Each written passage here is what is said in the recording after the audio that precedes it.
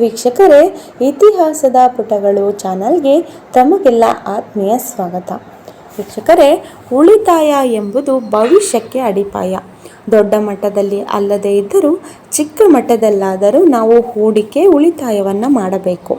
ಉಳಿತಾಯ ಮತ್ತು ಹೂಡಿಕೆಯ ಮಹತ್ವವನ್ನು ಮತ್ತು ಖರ್ಚನ್ನು ನಿಯಂತ್ರಿಸಿದರೆ ಉಳಿತಾಯ ಕೂಡ ಮಾಡಬಹುದು. ಹಾಗಾದರೆ ಉಳಿತಾಯ ಮಾಡಲು ಖರ್ಚನ್ನು ಹೇಗೆ ಕಡಿಮೆ ಮಾಡುವುದು ಎಂಬುದನ್ನು ಇಂದಿನ ವಿಡಿಯೋದಲ್ಲಿ ನಾವು ತಿಳಿಯುತ್ತಾ ಹೋಗೋಣ. ಹಣವನ್ನು ಗಳಿಸುವುದು ಮಾತ್ರವಲ್ಲ, ಅದನ್ನು ಸರಿಯಾದ ರೀತಿಯಲ್ಲಿ ಹೂಡಿಕೆ ಮಾಡಿಡುವುದು ಕೂಡ ಒಂದು ಕಲೆಯಾಗಿದೆ. ಹಣಕಾಸಿನ ಉಳಿಕೆಯು ನಿಮ್ಮ ಆರ್ಥಿಕ ಸ್ಥಿತಿಯನ್ನು ಸದೃಢಗೊಳಿಸುತ್ತದೆ. ಹೆಚ್ಚಿನ ಜನರು ಹೆಚ್ಚು ಸಂಬಳವನ್ನು ತೆಗೆದುಕೊಳ್ಳುತ್ತಾರೆ, ಆದರೆ ಅವರ ಉಳಿತಾಯವು ಅತ್ಯಂತ ಕಡಿಮೆ ಪ್ರಮಾಣದಲ್ಲಿರುತ್ತದೆ. ಕೆಲವರು ಕಡಿಮೆ ಆದಾಯವನ್ನು ಹೊಂದಿದ್ದರೂ ಹೆಚ್ಚು ಉಳಿತಾಯವನ್ನು ಮಾಡಿರುತ್ತಾರೆ. ನಿಮ್ಮ ಬ್ಯಾಂಕ್ ಬ್ಯಾಲೆನ್ಸ್ ಬಗ್ಗೆ ಯೋಚಿಸುವುದರ ಮೊದಲು ಖರ್ಚಿನ ಬಗ್ಗೆ ಯೋಚಿಸುವುದು, ಖರ್ಚನ್ನು ನಿಯಂತ್ರಣದಲ್ಲಿಟ್ಟುಕೊಳ್ಳುವುದು ತುಂಬಾ ಮುಖ್ಯವಾಗಿದೆ. ಇದರಿಂದ ನಿಮ್ಮ ಉಳಿತಾಯ ಹೆಚ್ಚಾಗಬಹುದು. ಇದು ನಿಮ್ಮ ಭವಿಷ್ಯದಲ್ಲಿ ನಿಮಗೆ ಉಪಯೋಗಕ್ಕೆ ಬರಬಹುದು. ಹಾಗಾದರೆ ನೀವು ಉಳಿತಾಯ ಮಾಡಬೇಕು ಅಂತ ಅಂದ್ಕೊಂಡಿದ್ರೆ ಈ 5 ಖರ್ಚುಗಳನ್ನು ನಿಯಂತ್ರಿಸಬೇಕು. ವೀಕ್ಷಕರೇ, ಇತ್ತೀಚಿನ ದಿನಗಳಲ್ಲಿ ನಾವು ನೋಡಬಹುದಾದಂತಹ ಮತ್ತೊಂದು ವಿಚಾರವೆಂದರೆ ಜನರು ಆನ್ಲೈನ್ ಶಾಪಿಂಗ್ನಲ್ಲಿ ಹಣವನ್ನು ನೀರಿನ ಹಾಗೆ ಖರ್ಚು ಮಾಡಬಹುದಾಗಿದೆ. ಜನರು ಮೊಬೈಲ್ ಫೋನುಗಳನ್ನು ಬಳಸಲು ಪ್ರಾರಂಭ ಮಾಡಿದಾಗಿನಿಂದ ಅವರಲ್ಲಿ ಶಾಪಿಂಗ್ ಗೀಳು ಹೆಚ್ಚಾಗುತ್ತಿರುವುದನ್ನು ನಾವು ನೋಡಬಹುದು. ಹಾಗಾಗಿ ಇ-ಕಾಮರ್ಸ್ ಕಂಪನಿಗಳು ರಿಯಾಯಿತಿಗಳನ್ನು ನೀಡುತ್ತವೆ ಮತ್ತು ಖರೀದಿಗಳನ್ನು ಮಾಡಲು ನಿಮ್ಮನ್ನು ಒತ್ತಾಯಿಸುತ್ತವೆ. ನೀವು ಹಣವನ್ನು ಕಳೆದುಕೊಳ್ಳುವ ಉತ್ತಮ ಸ್ಥಳವೆಂದರೆ ಅದುವೇ ಆನ್ಲೈನ್ ಶಾಪಿಂಗ್ ಆಗಿದೆ. ನೀವು ಆನ್ಲೈನ್ನಲ್ಲಿ ಅನಗತ್ಯವಾಗಿ ಹಣವನ್ನು ಖರ್ಚು ಮಾಡುವುದರಿಂದ ನಿಮ್ಮ ಆದಾಯ ಬರಿದಾಗಲು ಪ್ರಾರಂಭವಾಗುತ್ತದೆ. ಒಬ್ಬ ವ್ಯಕ್ತಿಯ ಜೀವನದಲ್ಲಿ ಪ್ರಯಾಣ ಮತ್ತು ಮನೋರಂಜನೆ ಕೂಡ ತುಂಬಾ ಮುಖ್ಯ. ಆದರೆ ಅವುಗಳು ನಮ್ಮ ಆದಾಯವನ್ನು ಮತ್ತು ಉಳಿತಾಯವನ್ನು ಮೀರಿ ಹೋಗಬಾರದು.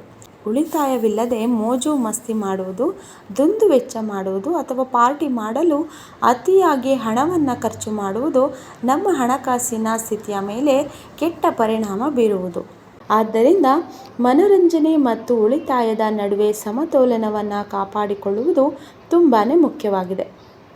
ಇದು ನಿಮ್ಮ ಬ್ಯಾಂಕ್ ಬ್ಯಾಲೆನ್ಸ್ ವೇಗವಾಗಿ ಬೆಳೆಯಲು ಸಹಾಯ ಮಾಡುತ್ತದೆ. ಹಾಗೆ ವೀಕ್ಷಕರೇ, ಕೆಲವು ಜನರು ತಮ್ಮ ಉನ್ನತ ಗುಣಮಟ್ಟವನ್ನು ಪ್ರದರ್ಶಿಸಲು ಪ್ರತಿ ವಾರಾಂತ್ಯದಲ್ಲಿ ಹೊರಗಿನ ಆಹಾರವನ್ನು ತಿನ್ನುವುದರಲ್ಲಿ ಅಥವಾ ಮನೆಗೆ ಹೊರಗಿನಿಂದ ಆಹಾರವನ್ನು ತರಿಸಿಕೊಂಡು ತಿನ್ನುವುದರಲ್ಲಿ ತಮ್ಮ ಹಣವನ್ನು ವ್ಯರ್ಥ ಮಾಡುತ್ತಾರೆ. ಸಾಂದರ್ಭಿಕವಾಗಿ ಹೊರಗೆ ತಿನ್ನುವುದು ಒಳ್ಳೆಯದು, ಆದರೆ ಪ್ರತಿ ವಾರಾಂತ್ಯದಲ್ಲಿ ಹಾಗೆ ಮಾಡುವುದರಿಂದ ನಿಮ್ಮ ಬ್ಯಾಂಕ್ ಬ್ಯಾಲೆನ್ಸ್ ಬರಿದಾಗಬಹುದು. ಮನೆಯಲ್ಲಿ ಬೇಯಿಸಿದ ಊಟಗಳು ಆರೋಗ್ಯ ಮತ್ತು ಬಜೆಟ್ ಎರಡನ್ನೂ ಉತ್ತಮ ಎಂಬುದನ್ನು ನೆನಪಿನಲ್ಲಿಟ್ಟುಕೊಳ್ಳಿ. ಹಾಗೆ ವೀಕ್ಷಕರೇ, ದೈನಂದಿನ ಜೀವನದಲ್ಲಿ ಸಣ್ಣ ವೆಚ್ಚಗಳು ಸಹ ಮುಖ್ಯವಾಗುತ್ತದೆ. ಏಕೆಂದರೆ ಈ ಸಣ್ಣ ವೆಚ್ಚಗಳು ತಿಂಗಳು ಮತ್ತು ವರ್ಷದ ಕೊನೆಯಲ್ಲಿ ಗಮನಾರ್ಹ ಹಣವನ್ನು ಕಳೆದುಕೊಳ್ಳುವಂತೆ ಮಾಡುತ್ತದೆ. ಚಹಾ, ತಿಂಡಿಗಳು, ಅನಗತ್ಯ ಚಂದಾದಾರಿಕೆಗಳು ಮತ್ತು ಇತರ ಸಣ್ಣ ವೆಚ್ಚಗಳಂತಹ ಖರ್ಚುಗಳು ಟ್ರ್ಯಾಕ್ ಮಾಡುವುದು ಗಮನಾರ್ಹ ಉಳಿತಾಯಕ್ಕೆ ಕಾರಣವಾಗಬಹುದು. ಈ ಬಜೆಟ್ ನಿಮ್ಮ ಬ್ಯಾಂಕ್ ಬ್ಯಾಲೆನ್ಸನ್ನು ಪ್ರತಿಫಲಿಸುತ್ತದೆ. ಹನಿ ಹನಿಗೂಡಿದರೆ ಹಳ್ಳವೆಂಬಂತೆ ಪ್ರತಿಯೊಂದು ಚಿಕ್ಕ ಪುಟ್ಟ ಖರ್ಚುಗಳನ್ನು ಕೂಡ ಲೆಕ್ಕದಲ್ಲಿಟ್ಟುಕೊಳ್ಳಿ.